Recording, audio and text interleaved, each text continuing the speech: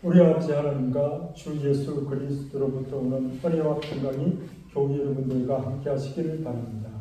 아멘. 교회 여러분 반갑습니다. 오늘은 부활절입니다. 부활 대축일입니다. 복음서를 중심으로 부활의 능력 안에서 살아가자 라는 제목으로 말씀을 나누려 합니다. 저에게 들려진 하나님의 말씀이 교회 여러분들에게도 들려지기를 바랍니다. 아멘.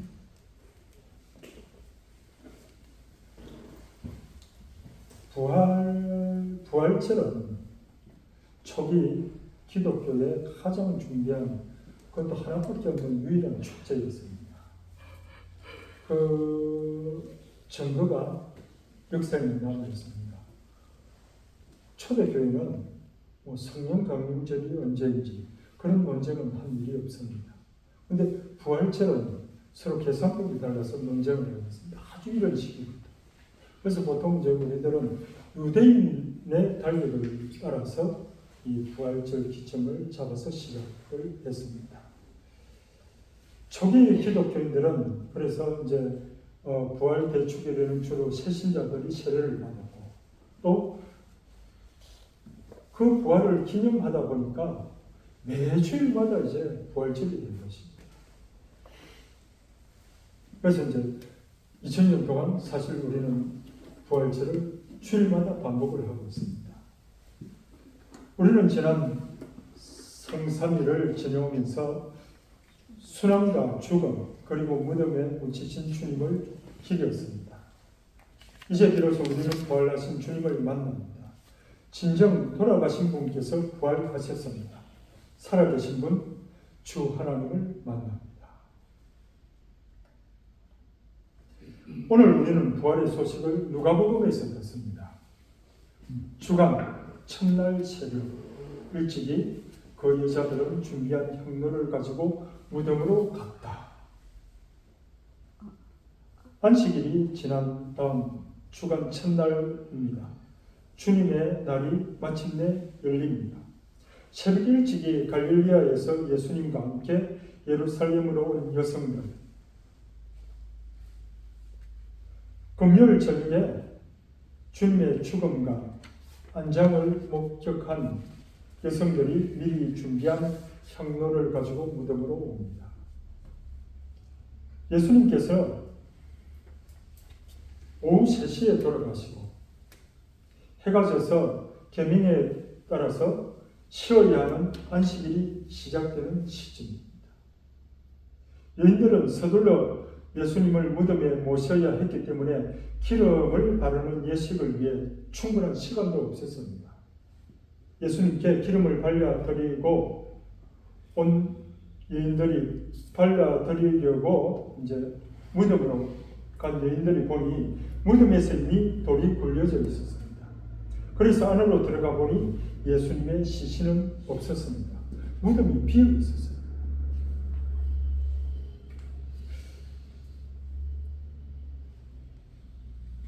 이 무덤을 막고 있는 돌은 우리에게 많은 것을 가르쳐주고 있습니다.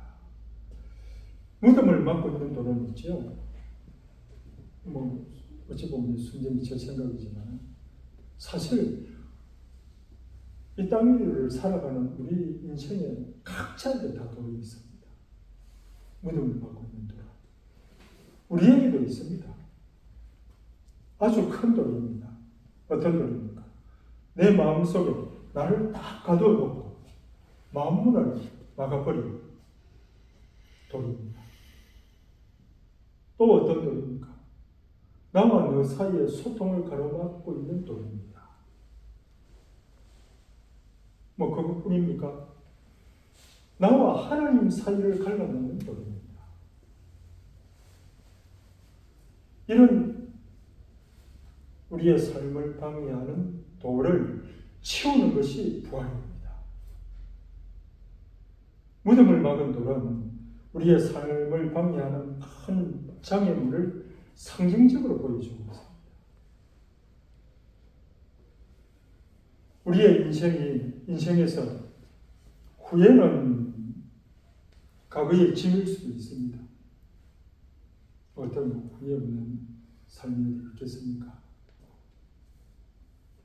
또 살아가면서 입은 수많은 상처일 수도 있습니다. 그리고 주변 어떤 사람일 수도 있습니다. 그런 것은 우리가 일어나 가야 할 길을 가로막아 가지 못하게 합니다. 이는 인생을 조금만 살아보면 진짜 눈에 보이는 것들입니다. 뒤집어 보면 어떤 것입니까? 누군가에게로 앞으로 나아가지 못하는 내 자신일 수도 있습니다. 내가 가서 화해를 청했는데 내가 내 자신의 발목을 딱 붙들고 있는 겁니다. 그런 것일 수도 있습니다. 무덤 입구를 막은 돌은 빛이 들어오지 못하게 합니다. 나 자신을 살펴보는 그런 뒤돌아보게 하는 마음이나 인식을 가질 수 없도록 만듭니다. 그 바위가 확 가로막고 있어서 결국은 나를 죽게 만드는 것입니다. 이런 것들은 나만의 외로움일 수도 있습니다. 나만의 아픔과 상처일 수도 있습니다. 또 나의 원래 내 모습을 잃어버리게 만든 누군가에 대한 미움일 수도 있고 원망일 수도 있습니다. 절망일 수도 있고 제약일 수도 있습니다. 육체적인 질병일 수도 있습니다. 사람의 마음은 돌처럼 굳어질 수도 있다는 것입니다. 무덤을 막은 돌 너머에는 무엇이 있습니까? 시체가 서 있었죠. 무덤 안에. 어떤 인생은 이 큰 돌로 막힌 삶입니다. 궁극적으로 죽음이라는 돌로 봉인된 무덤이 바로 우리의 인생입니다. 그래서 우리는 죽음으로 봉인된 무덤에서 빠져나와야 합니다. 무덤 입구를 막은 돌을 굴려내는 것이 부활하신 주님의 능력입니다. 그리스도께서는 부활하셨습니다. 아멘. 자기를 막고 있는 돌을 다 굴려내버립시다. 아멘. 그때 여인에게 나타난 두 사람이 이야기를 합니다. 어찌하여 살아계신 분을 죽은 이들 가운데서 찾고 있느냐? 그분은 여기 계시지 않는다. 되살아나셨다. 바로 이것은 기독교 신앙의 본질, 신앙 고백의 부활적 선포입니다. 여기 계시지 않는다. 다시 살아나셨다.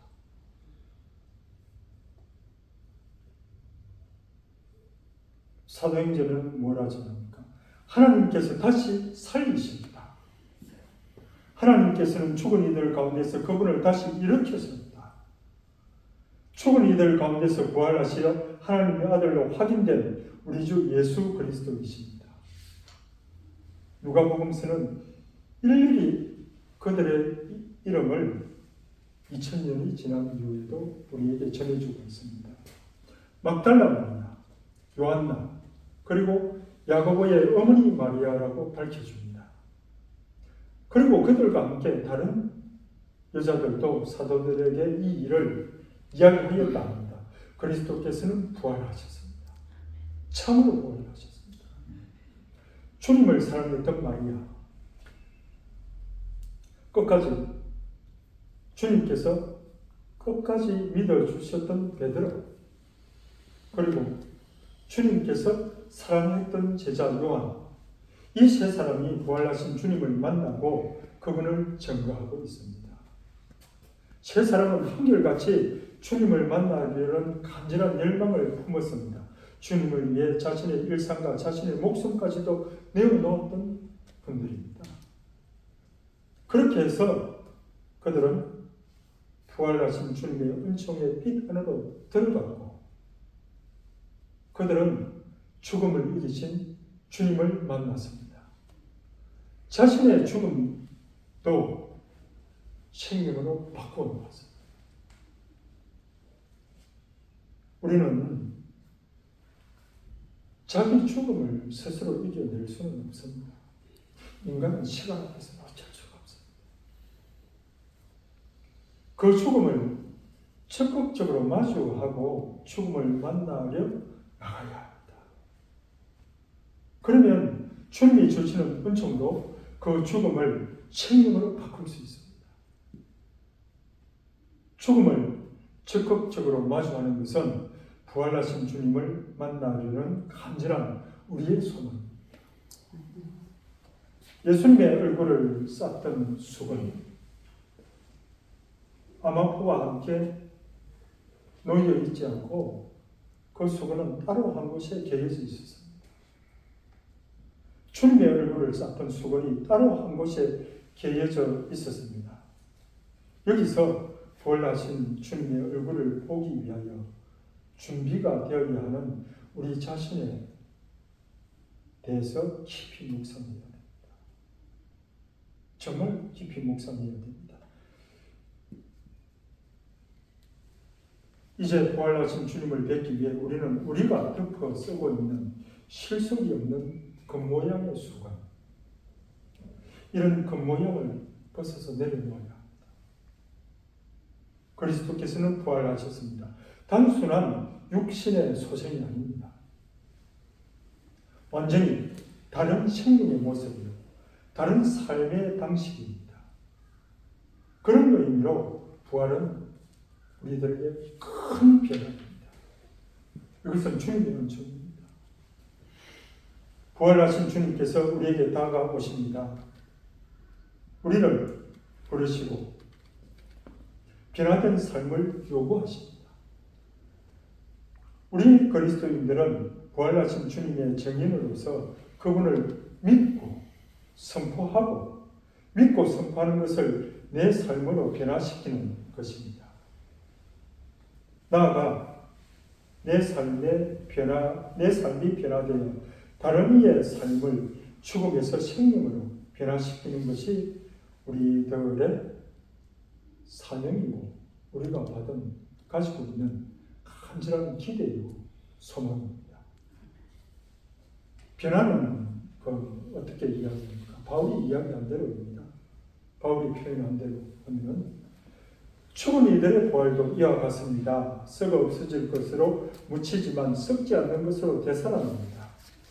비천한 것으로 묻히지만 영광스러운 것으로 되살아납니다. 약한 것으로 묻히지만 강한 것으로 되살아납니다. 물질적인 몸으로 묻히지만 영적인 몸으로 되살아납니다. 그리스도께서는 부활하셨습니다. 이 같은 변화는 절망에서 희망으로, 절망이 희망에게 그 길을 내어줍니다. 어둠에서 빛으로, 어둠이 빛에 그 길을 내어줍니다. 미움에서 사랑으로, 미움이 사랑에게 그 길을 내어줍니다. 슬픔에서 기쁨으로, 슬픔이 기쁨에 그 길을 내어주는 아름다운 일들이 이미 시작되었습니다. 이제 말씀을 읽겠습니다. 예수님의 순환, 죽음, 부활은 성경에 이미 기록된 대로입니다. 우리가 부활하신 그리스도를 보는 것은 성경 말씀을 통하여 보는 것입니다. 예수님의 말씀에 대한 기억을 보는 것입니다. 2000년 동안 우리는, 교회는 이 일을 계속하고 있습니다. 형제를 통하여 보는 것입니다. 성령의 빛에 의하여 은총으로 보는 것입니다. 다시 말해 믿음의 눈으로 보는 것입니다. 믿음. 마음의 눈으로 하나님께서 우리의 마음을 밝혀주시니 우리가 마음의 눈으로 보는 것입니다. 오늘 제1독서에서 베드로 사도는 선포합니다. 나는 이제 참으로 깨달았습니다. 하나님께서 예수 그리스도 곧 만민의 주님을 통하여 평화의 복음을 전하시면서 이스라엘 자손에게 보내신 말씀을, 하나님께서는 그분을 사흘 만에 일으키시어 사람들에게 나타나게 하셨습니다 하고 외칩니다. 부활의 증인인 우리는 지금 매일 죽음에서 생명으로 넘어가는 그 과정을 살고 있습니다. 우리는 매일 죽음에서 생명으로 넘어가는 그 과정입니다.